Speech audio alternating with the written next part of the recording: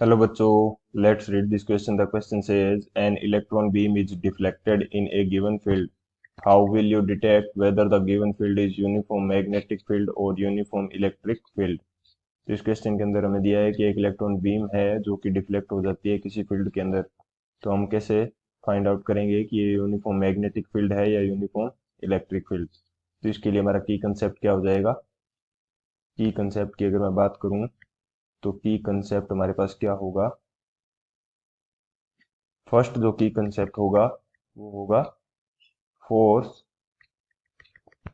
On a moving particle, moving charge, moving charge by magnetic field. यानी कि magnetic जो field है वो एक मूविंग चार्ज पे कितना फोर्स अप्लाई करेगा। मैग्नेटिक फील्ड, अगर इसके फोर्स को मैं शो करूं एफ बी से, तो एफ बी की वैल्यू हमारे पास क्या होगी, Q V cross B, V cross B. यहाँ पे Q हमारे पास चार्ज है, V is the velocity and B is the magnetic field. Second जो की कंसेप्ट होगा वो हमारा क्या होगा, force on a moving charge, force on a moving charge by electric field, by electric electric field. तो इलेक्ट्रिक फील्ड के अगर फोर्स को मैं एफ ई से शो करूं तो ये मेरे पास क्या होगा, Q इंटू ई।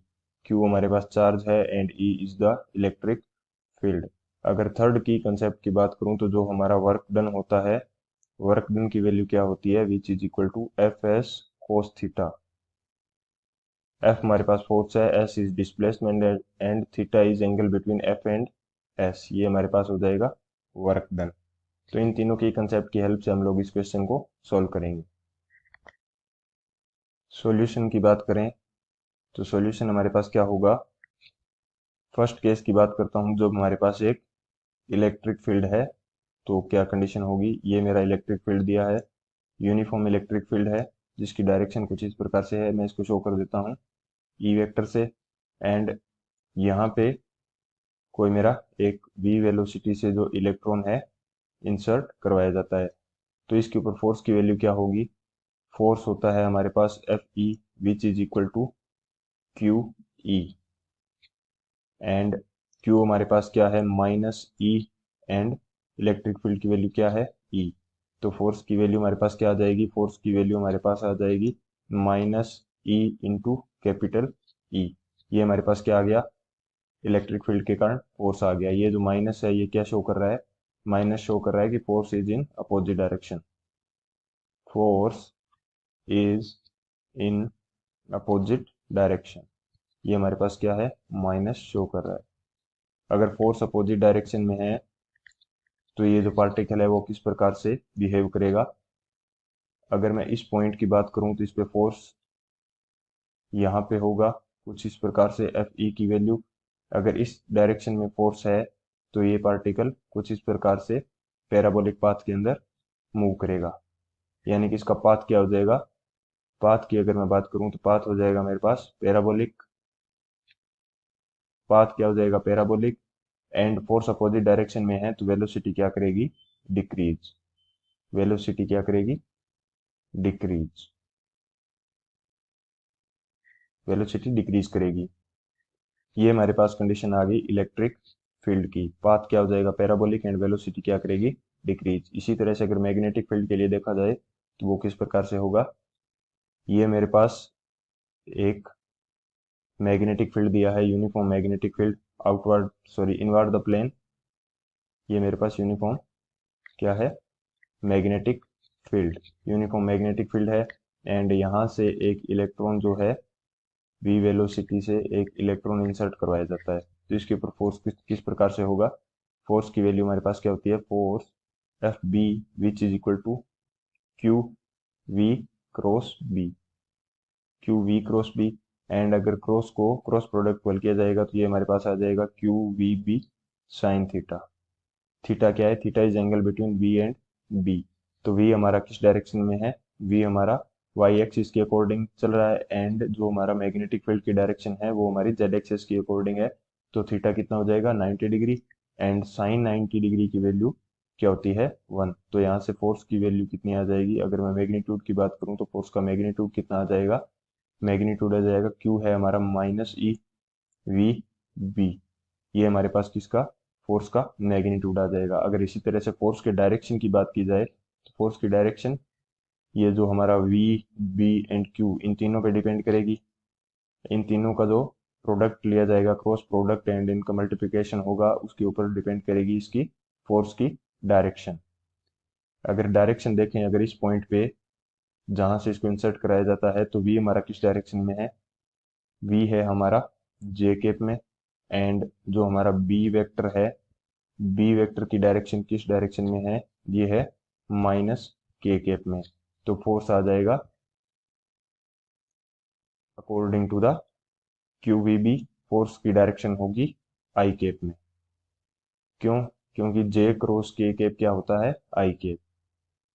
तो इसके ऊपर इस पॉइंट पे फोर्स कुछ इस प्रकार से होगा FB अंदर की तरफ, तो ये एक इस डायरेक्शन में ऐसे घूम जाएगा।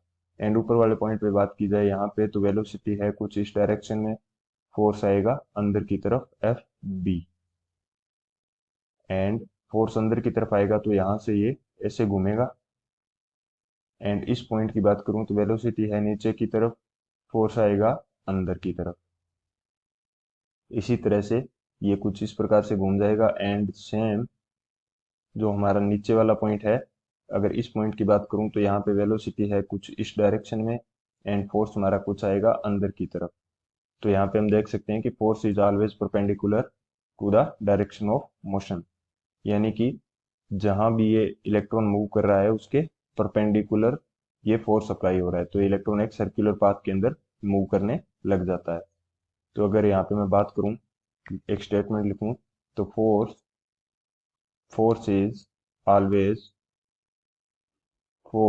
ऑलवेज परपेंडिकुलर, परपेंडिकुलर है to the direction of motion के, perpendicular to the direction of motion, perpendicular to the direction of motion. तो ये एक सर्कुलर पाथ के अंदर मूव करेगा।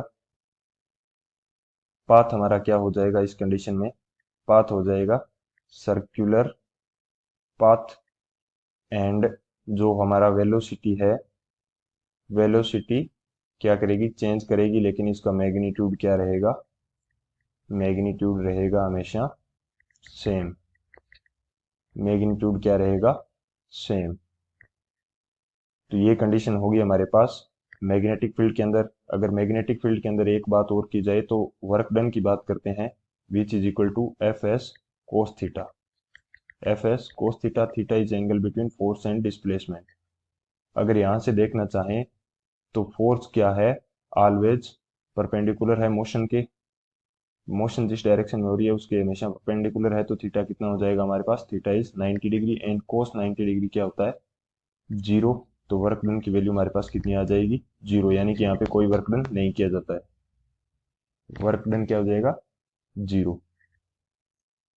सो यहाँ पे हम लोग कह सकते हैं कि अगर हम पाथ को डिटेक्ट कर लें, इलेक्ट्रॉन के पाथ को कि किस पाथ पे वो मूव कर रहा है, एंड वेलोसिटी के मैग्नीट्यूड को डिफाइन कर लें या वर्क डन को डिफाइन कर लें, तो इन चीज़ों से हम फाइंड आउट कर सकते हैं कि जो गिवन पाथ है वो, गिवन जो फील्ड है वो यूनिफॉर्म मैग्नेटिक फील्ड है या इलेक्ट्रिक फील्ड। अगर इसको मैं स्टेटमेंट के रूप में लिखूं तो क्या होगा, बाय ऑब्जर्विंग,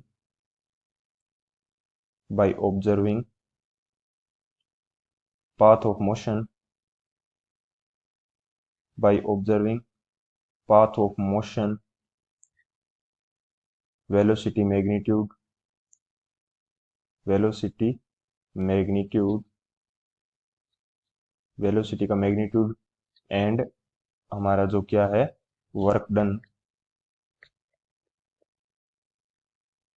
वर्क डन, इन तीनों को अगर हम ऑब्जर्व करेंगे तो we can detect, we can detect the given field is given field is uniform magnetic field, uniform magnetic field और यूनिफॉर्म इलेक्ट्रिक फील्ड और यूनिफॉर्म इलेक्ट्रिक फील्ड। तो इन चीज़ों को ऑब्जर्व करके हम लोग फाइंड आउट कर सकते हैं। So this is our final answer. I hope you understood it well. Best of luck. Thank you.